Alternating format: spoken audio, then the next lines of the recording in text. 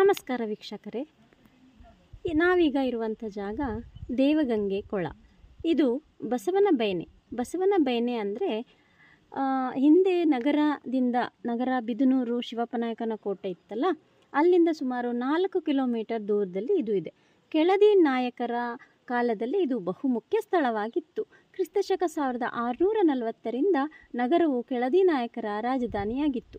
ದೇವಗಂಗೆ ಎಂದು ಕರೆಯಲ್ಪಡುವ ಈ ಕೊಳ ಮತ್ತು ಬಾವಿಗಳನ್ನು ನಾನೀಗ ತೋರಿಸ್ತೀನಿ.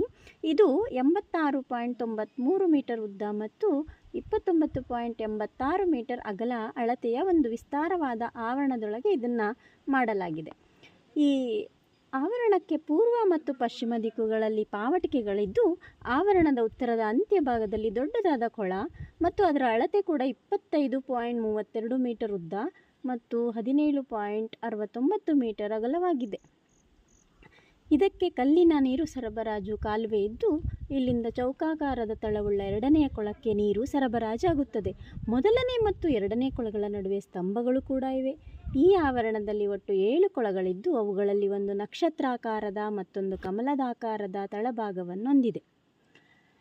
ಆವರಣದ ದಕ್ಷಿಣದ ಕೊನೆಯ ಭಾಗದಲ್ಲಿ ಕಲ್ಲುಗಳಿಂದ ನಿರ್ಮಿಸಿದ ಸ್ನಾನದ ಸ್ಥಳವಿದೆ.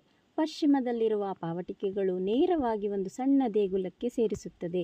ಗುಡಿಯಲ್ಲಿ ಶಿವಲಿಂಗವಿದ್ದು, ಇದರ ಪಕ್ಕದಲ್ಲೇ ಕೆಲವು ಕೊಠಡಿಗಳ ಅವಶೇಷಗಳು ಕಂಡುಬರುತ್ತವೆ.